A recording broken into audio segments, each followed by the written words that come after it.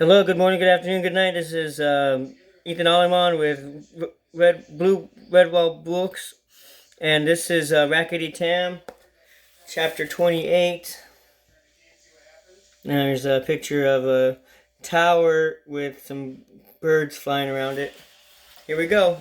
Enjoy the show. The abbey doors were flung open wide. Redwallers charged forth, armed with anything that would stop vermin: window poles, ladles, kitchen knives, garden shears, digging forks. The white foxes scattered. These abbey dwellers looked anything but peaceable. Mice, moles, squirrels, hedgehogs were all bellowing and shouting, "Redwall!" Every beast joined in. The abbot humble and the crowd of Dubbins raced up the bell tower stairs and threw themselves into the bell ropes of the twin bells. Boom, clang, bong, clang, clang, bong, kaboom! What they lacked in expertise they made up for in enthusiasm. Deep brazen bell tones toned out their message over the woodland, abbey and plain. Armel and Brookie dashed to the big western wall gates, throwing them wide open. Automate stood out in the path, waving the flower-burning bedspread, which is attached to her long window pole. Sister Armel guarded the gates for her.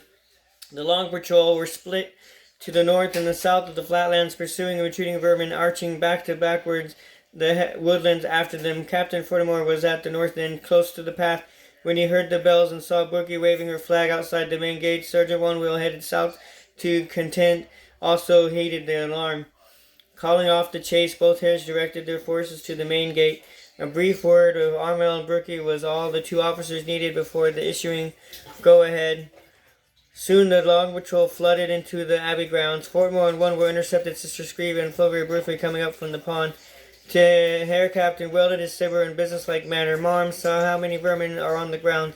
The mole leader wrinkled her snout. "There be none, sir. The sisters in it slayed and was gone. Good big for skirt it were." Sister Screeve prodded the air in the garden rake. "Aye, but he couldn't swim. Nasty beast, foxes. We'll have to haul his carcass out of the pond later." The sergeant saluted the little mouse recorder. "Go easy on that rank, Marm. We're on your side." Sister shouldered it on a pike. "Oh, look, there's a young burlap. He doesn't appear too happy. I'll go see what ails him."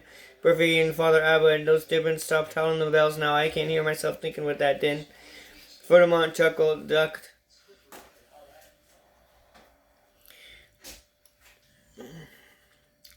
Indicating the wall ahead of Jim says the foxes came by the wicker gate in that tall, fat lot he knows. They climbed over the wall using a double grouper attached to the rope ladder. One will set off for the east wall. We'd best go after her investigation, sir. When Jim, wondering wall, secured the small wicker gate and marched up. Jim pointed to the crumple of the white fox in the bushes nearby. There was two of them. One escaped, but one put in his gun. The two foxes wasn't chasing about like the other vermin. They were just standing there, minding the open gates like sentries. Bit odd, huh? The captain and the sergeant stared at each other as the resilient vermin came clear to them. Furman twitched his hands. "Good grief, the crafty scum!" So that's where they turned and ran from us. What? One Will's hooded eyes widened. "Aye, clever scheme, sir. It's a double back and to come forth this little gate. Lock us out of the abbey. That's what have been put us in a fix. And pardon me saying, sir." Ferdinand began unbolting the bolts, reopening the wicker gate. "Indeed, Sergeant, with a bit of luck, we'll jolly let 'em do just that. Gather the patrol, then get inside. This is our bloomin' party. Make sure the other rates are all secured and guarded. We'll have to look lively, One will. If the vermin are bent on carrying out their idea, the beggars were quite soon now. Keep the patrol well hidden. Until the vermin were all inside, I'll lay low nearby and lock 'em in." Sergeant met up with the rest of his vermin in the woodlands behind Redwall. The White Fox captain took stock of his warriors, their number considered thinned down since he arrived at Redwall. Zerman, however, was confident that he could pull off the audacious scheme. Continuing to slice things up, he spotted Rajo, who trying to blend in unnoticed with the other vermin. Zurich questioned the fox. "Rajo, weren't you supposed to be with Frida?" "Aye, Captain, that I was, but I had to run for my life." Sigurd stared at him. "How so?" We're going to explain.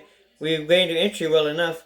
Frida opened the gate and left me in front guard until you came. She went off to the others to gain entrance to the big house. Suddenly the bells began ringing and a horde of beasts, all armed with broomsticks and other things, came charging at us. A horde of beasts? Fox nodded. Yes, sir. Mice, others from the woodlands of the big house. We were going to be attacked. I had to run. They had slain me, Captain. Zergen shook his head in disbelief. Aye, pray tell, Alfreda and others.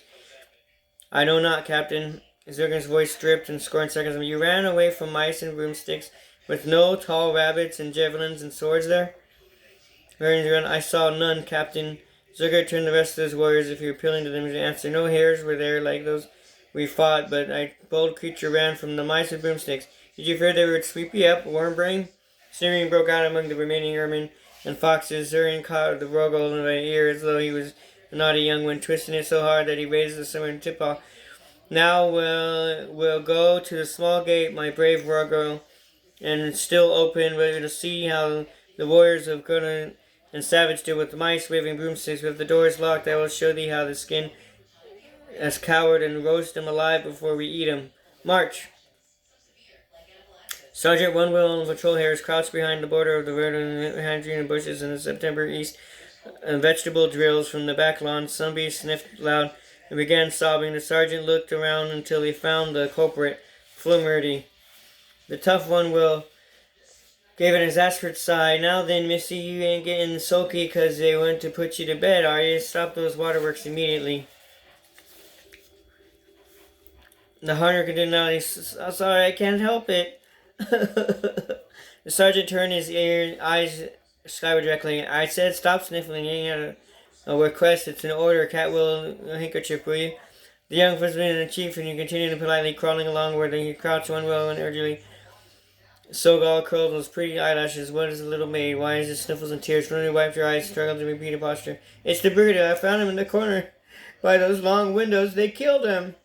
One of his eyes glazed over as he seized the hairmaid by her shoulders. You mean the brigadier? Crumshaw dead? She nodded. Her hot tears were splashing on her chest. He must have charged the fox with single-pointed. There was 2 broken arrows in his chest and a sword that had cut in his face from ears to jaw. Vernon was lying beside the fox and he did it. They must have killed the brute with his last breath. He died all alone, sir. One Will gazed around at the stricken faces of the other hares. He blinked hard and smiled at the tears unleashed in his eyes.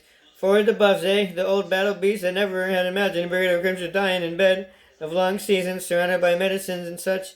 Dry your eyes and see the rest of you. Do you think you, the officer, would want you looking like this? Young Flunkerday took a deep breath and mastered his grief. Scratching up with eyes and ended a monocle, the amazed impression of the brigadier. By the left one, and I catch you bubbling. I landed a flippin'. Freezer, what? I did a thing. Captain can't bite in a bloomin' beast in a round junction and a duck and a working and jerking. What? That did the trick. They all were still and sniffling and paws rubbing eyes across the young ears were much better. One Will winked Flunk worthy. That's the ticket, young Flunk. We'll mourn the brigadier later, but for now, let's see if we can face up the scummy villains who started all this. Kirsty ground her teeth audibly. Crown them, blood and vinegar and guts and gore. That's what those murders are in for what I meet up with them. One Will forestall further threats and reverted to his old parade ground sergeant manner. Silence in the ranks there, you sirs and moms. Keep your heads down, weapons ready, and ready to my command. Captain Zergen gave a grunt of triumph when he saw the small basin still lying ajar. Releasing Rogo's ear, he strode cautiously into the abbey grounds and stared all around. Motioning the vermin in, he remarked to the airmen alongside him, Mice and broomsticks, there isn't a mouse in sight anywhere. 'Tis so peaceful and quiet you could lay down and take a nap. Hark, Rogo, where are the hordes of mice and the broomsticks, eh? The last vermin came through the doorway. Derwin in front and kicked him in the back, laying out him out flat, and slammed the door. Shot the bolts, drew his long stubborn one-foot movement. Apologies for the mice. I sent them indoors. Our hair's more to your liking, sir. Sergeant saw his fate written in plain press eyes of the saber-fighting captain. Both he and the vermin who served under him turned to run to seek more means of escape, but none existed. The way was barred by the swords and javelins of the long patrol. Inside the abbey, Firmer and Buffy and Sister Armorel, Brookie and Bernard Sillerhog, whom they had found wandering in the grounds, had their paws full. The last shouts of the battle tearing trident in thick fray, clashing his beak and flexing his talons, the maddened ghost-like screech, "Ah, stand aside! This bird will kill vermin!" The curtail turns wailed with desires. Brookie and the automaid dropped in a huge woven wall hanging over him. The whole thing began leaping about as though it were alive. Rookie shouted and he tried to hold the covering hog still. Some beast helped before I'm dragged outside. Armoral, Fermoral, and Burgundy aided their weight in sitting in the wall hanging, holding the big bump at its center with the jolt upon up and down. Though Turgan tried to break free, the 4 red walls managed to restrain him. The roars of battles out in the near east wall mingled in blood-curdling battle cries of the hares grew to a crescendo. Clapped both paws over his ears on the dreadful din. What's happening out there?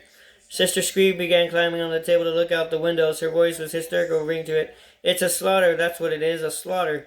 Surprising, it was Abel Humble who pulled her down. He took the recorder mouse, shouting at her. You were out there a short while back, sister, killing the vermin with the other red walls. Of course it's a slaughter.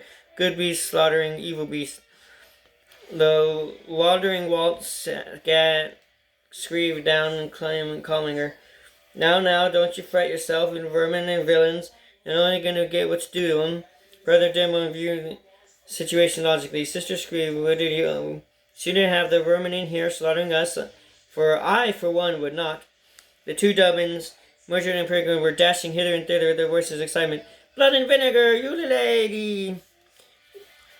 Ubu the Molman collared both the babes. Coming like a schooner records and still no chasing you both and up to new beds. A sudden silence fell outside, the eerie quiet which followed Brookie. We laughing, ha ha ha, like hitting yourself over the head with a scouspan, 'cause it's nice when you stop, ha ha ha. Her merriment was halted by some beast banging on the abbey door. Abbot Humble called out, Who is it? One will could be heard outside. 'Tis us, father. You can open the door, sir. The Red Brothers set up rousing cheer to the hares marching into the great hall. Hooray! But it died upon the lips of every beast when they saw the slow marching patrol between their ranks laid out before a trestle archer, the Brigadier Crumshaw. In one paw, and the old warrior still held his swagger stick. The broken arrows in his chest and an awful wound across his face could be seen by all. Crumshaw's monocle dangled from his blood-stained tunic and his cord. Captain Fordamore saluted Humble with a saber, nodding toward the makeshift bearer. Father, may we request some place to lay him until the evening? The burial will take place at sundown in the abbey grounds, with your permission, sir. Humble, who had become firm friends with the feisty old officer, led Ferdinand and the bearers on the great tapestry and addressed in the group.